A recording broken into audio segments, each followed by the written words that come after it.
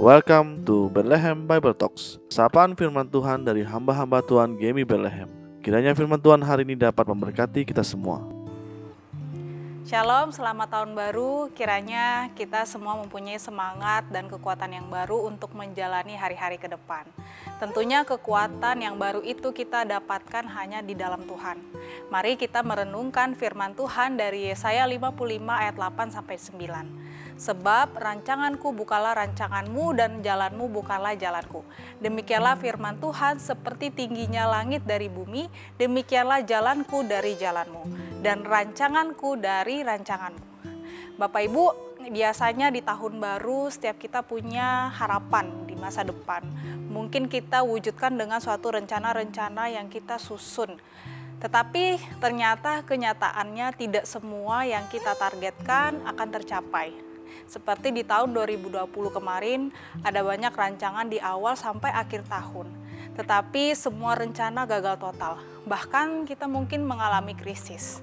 Lalu apa respon kita ketika rencana itu gagal atau ternyata terjadi di luar perkiraan kita? Mungkin kita sebagai manusia akan kecewa. Demikian pula di ayat ini mengisahkan bangsa Israel ketika berada di masa pembuangan. Kita bisa bayangkan betapa menderitanya mereka. Ada banyak alasan untuk mereka kecewa kepada Allah. Tetapi ternyata Allah tidak tinggal diam. Dalam waktunya yang indah kemudian Nabi Yesaya hadir memberikan penghiburan dengan ucapan firman yang menghibur dan memberikan kekuatan bagi mereka melalui ayat ini. Tentu ayat ini juga menjadi penghiburan bagi kita semua yang membacanya. Bahwa rancangan Tuhan, jalan Tuhan lebih tinggi dari segala rancangan kita. Itu artinya rancangan Allah itu jauh lebih baik dari apa yang kita pikirkan dan kita harapkan. Mungkin kita bertanya, lalu untuk apa saya menyusun rencana jika ujung-ujungnya kehendak Tuhan yang terlaksana?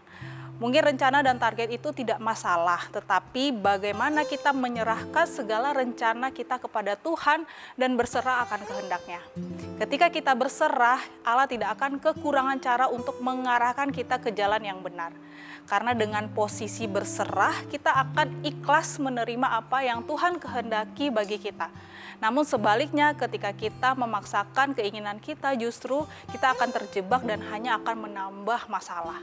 Kiranya Bapak Ibu di tahun yang baru ini kita semakin menjadi pribadi yang lebih baik lagi.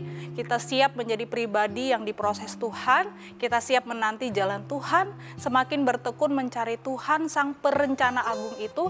Kita yang Dia ciptakan kita dan Dia juga yang akan menuntun kita kehidupan yang benar di jalan yang benar. Shalom, Tuhan Yesus memberkati. Demikianlah Bible Talks hari ini. Tuhan Yesus memberkati.